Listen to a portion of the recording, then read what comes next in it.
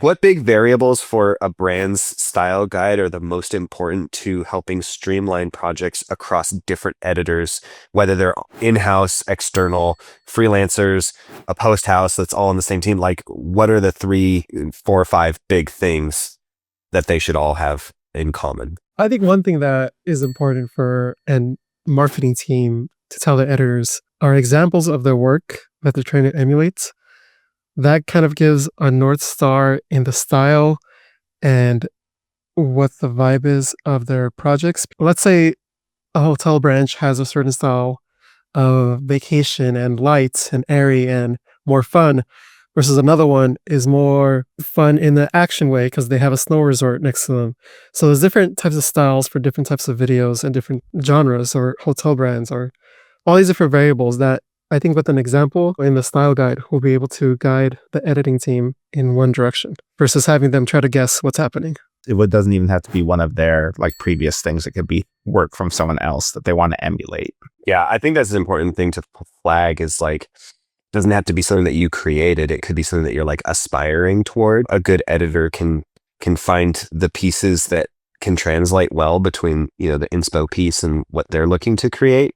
When I look at a style guide, I think, yes, the specific like styles that are trying to be like either stayed within or emulated for like someone that's new. They're like, I want to do this type of fast-paced style or this emotive style are always super helpful for an editor. There's probably like a lot of little technical things too, with like knowing the fonts and the colors, like the hex codes, like having all of that in one place is also super helpful. Like it's such a small thing, especially if you don't have like a dedicated brand guide or something, just like something where you just could put like, we always use Gotham or we always use, whatever this is, along with like pictures. I'm like a very visual person. So like a picture along with that is also like, that way, you're using the correct Gotham because there's Gotham Pro and there's Gotham, there's so many different, and we're talking style like just for the brand, not for like a specific video. Because like for a specific video, it could also be really helpful to know like what the objective of a video is.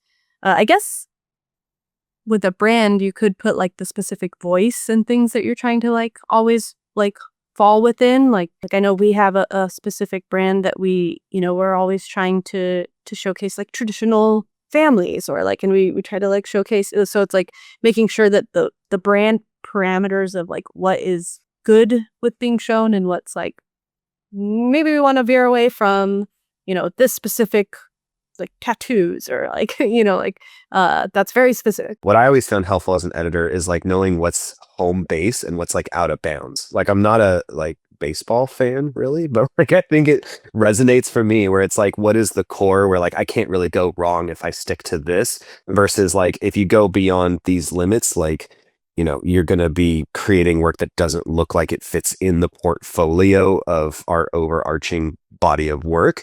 But I think as a creative, it is helpful to know where those two boundaries exist because that's where you play and like that's where you get creative and can actually like push the brand.